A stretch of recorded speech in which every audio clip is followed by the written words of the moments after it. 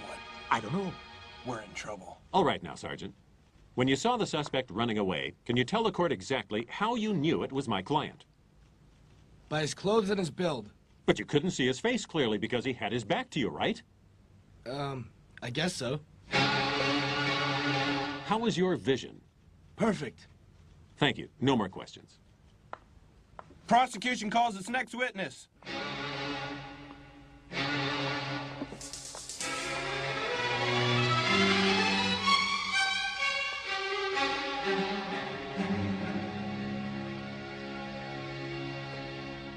So help me God.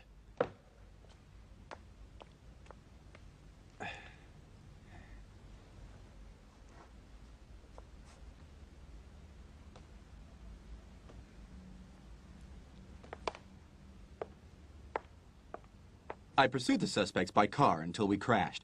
The first, second, third, and fourth suspects then continued on foot for a short while, firing their weapons as they ran.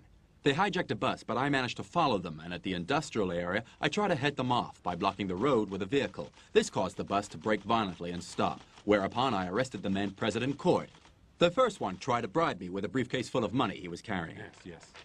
Thank you for your testimony. No more questions.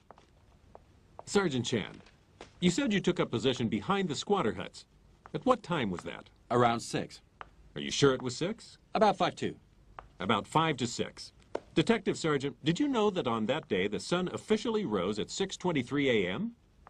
No. Is that right? I don't know. Do you also know the popular saying, it's darkest before dawn? No. It's more than just a saying, though. It's quite often more difficult to see in the half-light that precedes the dawn. So I've been told. I'm glad we're agreed. So given the insufficient light levels, how could a normal person identify the man you saw as my client here? He shoved $500,000 under my nose. I'm not that blind. I see. Now, you told the court how you ran after them and chased the bus. But while you were chasing it, did the bus ever leave your sight? No. You seem hesitant. No, I'm quite sure. It didn't sound that way. Objection! Sustained.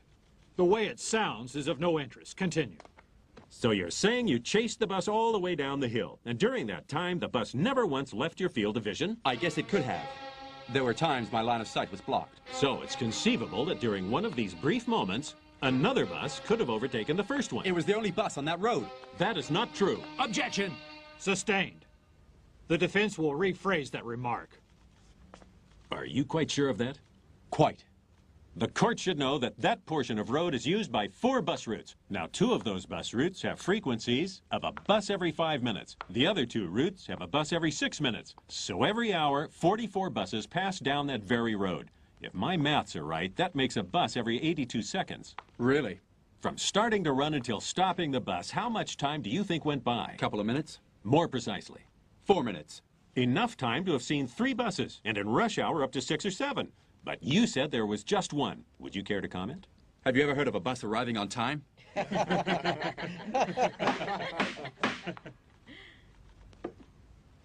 All right. Let us say, for argument's sake, that there was only one bus. Furthermore, let's also assume you didn't lose sight of it.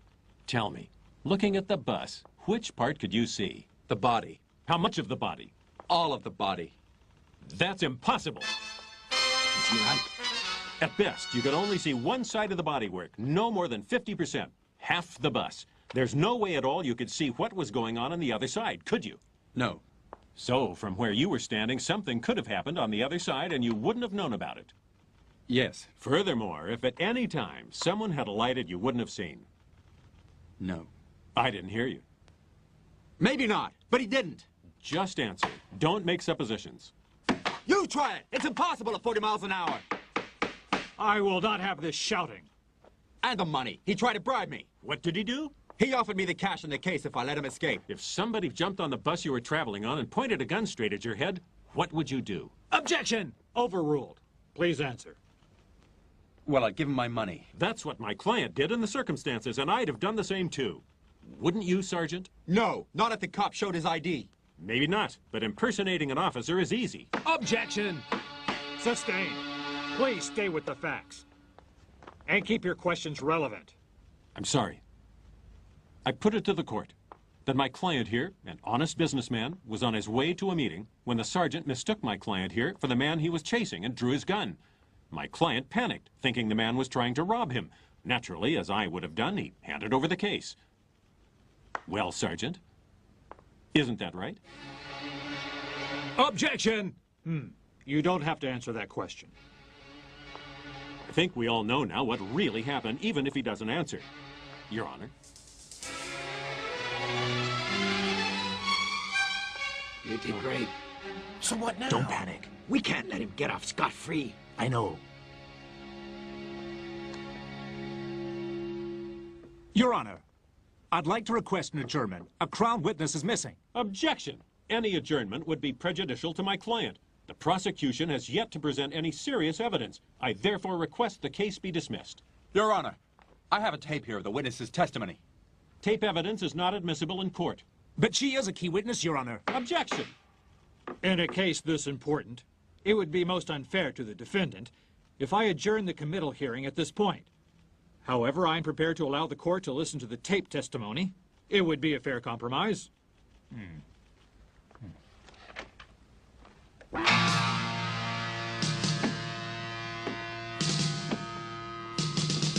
You'll need to turn the volume up as high as it'll go. Thanks a lot.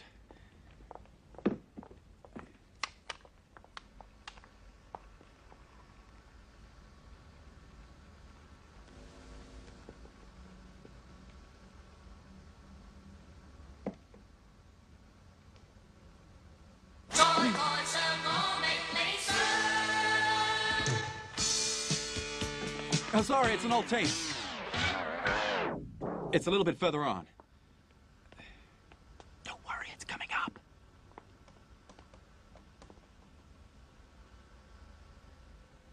Ow! It feels like I've been pricked. Hey, watch what you're doing. That's my pride and joy. Be careful, you're breaking it. Ow! What is that? Ugly thing, get rid of it. No way, it's my favorite. Oh! Now you've made me wet all over. I'll wipe it off for you. No, She was talking about my cactus. stop it. What is this? Look, I'm only wet up here. Come on, kid. It's too rough.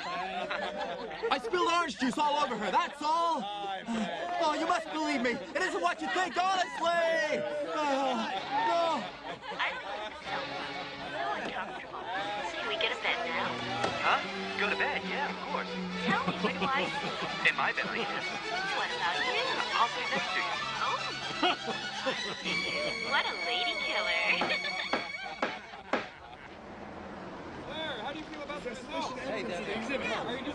All right, stay back. Stand back, please. All right, stand back. Stand back, please. Jackie. Stand back. I want a full report on my desk tomorrow morning. Yes, sir. Boss! Hey, hold up! Get back there! Come on, hold it, hold it! You must feel very good, sir. Say, John, reserve a room at the country club for tonight. We have to celebrate this. Don't wait. Right, boy. I have to go. Thank you. Pleasure.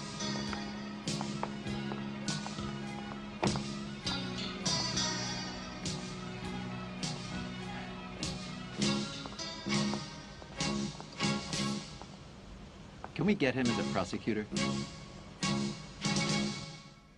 Good evening, and welcome to this week's edition of Police Files. And we have with us a young police officer who's been making a name for himself recently. The officer in question is Detective Sergeant Jackie Chan, whose face I'm sure you've seen on the posters. Welcome, Sergeant. Hello. Good evening. Now then, you were also involved in the recent police crackdown on local drug syndicates, so you appear to be making quite a name for yourself in the local force. Can you describe for the viewers what goes into making such an operation a success? Well, you see, these operations require a lot of planning and teamwork.